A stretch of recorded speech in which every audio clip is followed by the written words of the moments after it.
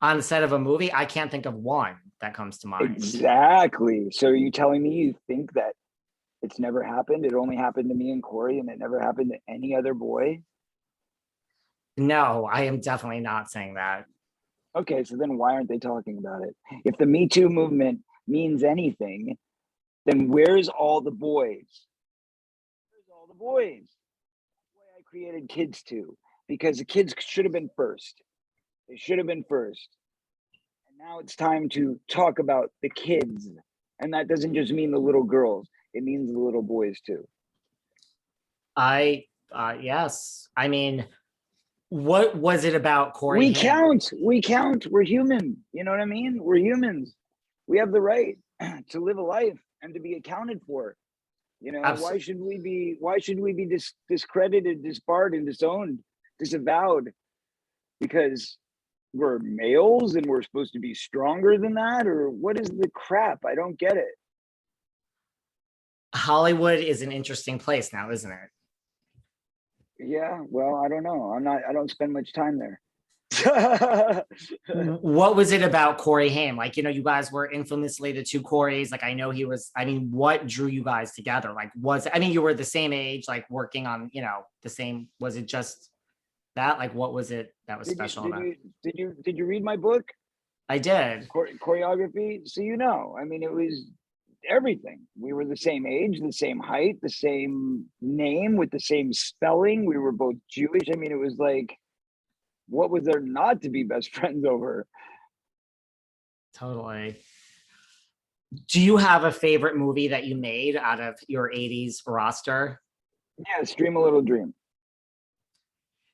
Do you appreciate, even though this was like you were going through all of this, like, can you appreciate, like when the fans are just, like, listen, you say the name Corey Feldman to a certain group of people that grew up at a certain time, that means something to them. Like, can you appreciate that, that you have this like rabid fan base of nostalgia and current and just they follow you now with all your music and, even though it I wasn't. am I am blessed. Listen, man, I am blessed. Okay. If it wasn't for those people, if it wasn't for the hardcore fans, I wouldn't be talking to you today.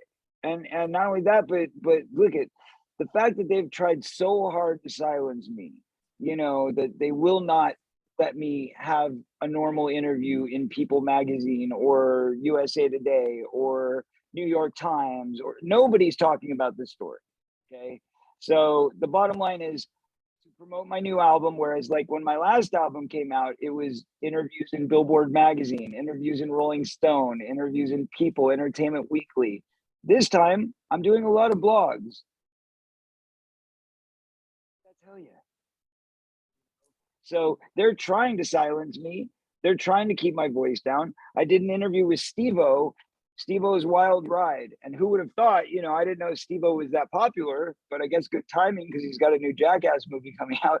But I didn't know that either when I accepted the interview. I was just trying to, get the word out that I've got this new album and it's really damn good. And I've got this amazing box set and it's really good. And people should probably do whatever they can to try and get a copy of it if they are 80s nostalgia fans, because it's from 1986 to 1993. All the lost footage, all the lost videos, all the lost music that I made for all these film soundtracks, which are pop icons now today. They're iconic films. From Rock and Roll High School Forever to Dream a Little Dream, Dream a Little Dream 2, all these movies are represented in the box set. So it's a great piece of nostalgia. It's something every, pop culture media person should be talking about and should be highlighting. And yet, crickets, right? So I was like, okay, I'll do Steve-O, which is probably a bit risky because he's probably crazy. But it turns out he was sober and he was a super nice guy and a gentleman, and he let me get my story out to the best of his ability. And 400,000 people have watched it in like 2 weeks. That Steve-O shows is you how major. hungry they are. But it shows you how hungry they are for the truth. People want the truth, but the media just tries to shove it down, shove it down, shove it down. So I want to know when there's going to be somebody courageous enough that's a real journalist that's going to go out there and really tell my story. I hope it happens before I'm dead. And I don't know how much longer they'll let me live either. But, you know, hopefully it's up to God and not them. I know they've tried a couple times and I've survived. So I believe that God has a purpose for me here. And whether that purpose is to spread love through my music and my art, or if it's to keep talking about those things, I really don't want to keep talking about those things. That's the other thing. You know, I made a promise to my best friend and I told him I was going to tell his story before he died. I said, if anything happens to you, I will tell your story, because that's what he made me promise. And I did. And that's over with. And I don't want to talk about it anymore. You know, it's traumatic for me. It's PTSD every time I have to bring it up and every time they bring it up. And here's the funny thing, you know, they won't let me move on. They won't let me exist. They won't let me have my career back. But yet, even though they're mad at me because I brought it up, I'm harassed by it every single day. Literally every single day on Twitter. I have to answer to these crazy people who interrupt my conversations. They're blocked. I mean, these are hackers, high level, well paid, 24 hours a day, trying to disparage me. That's all they do. All they do from the moment they wake up. And you can see it. All you got to do is tweet something positive to me on Twitter and you'll see it, because they'll jump in with their comments. Go look at my Wikipedia page. It's full of lies. It's the most negative, derogatory, disparaging Wikipedia page you've ever read for a guy who spent his life spotless. Aside from being arrested for the drugs that the pedophiles gave me at 18 years old, aside from that, I've never been arrested. I've never had one thing accused about me. Nothing ever said bad about me. Not a negative comment, statement, nothing. Read the history books. Go back and look. Find one negative thing said about me before the release of my film. And then all of a sudden, behold, as soon as the movie came out, right before it came out, all of a sudden these girls that were in my band start saying, oh, he's a terrible person. He treats everybody terribly. He's starving us. He's doing, you know, it's just like, what? Shut up. Everybody knows that I love everybody.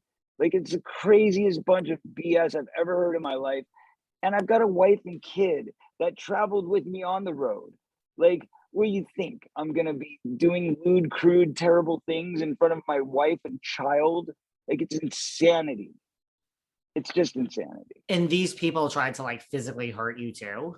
Yes, yes. They tried to stab me. I mean, there was a police report. There was like the whole thing. And then, of course, the police somehow covered it up because they were there photographing it, taking pictures of the wound.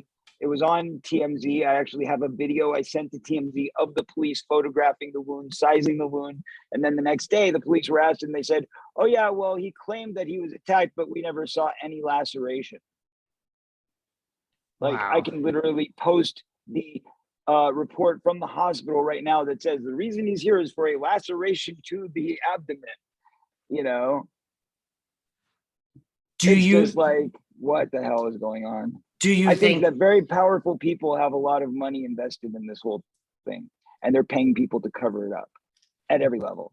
Do you think then people, because look at this is our whole world now, this cancel culture, like what do you think of cancel culture? Do you think like you take like a Beyonce or, you know, someone like an Oprah with just like tons of money? Like, are there people that are just above cancel culture that are the people? Yep.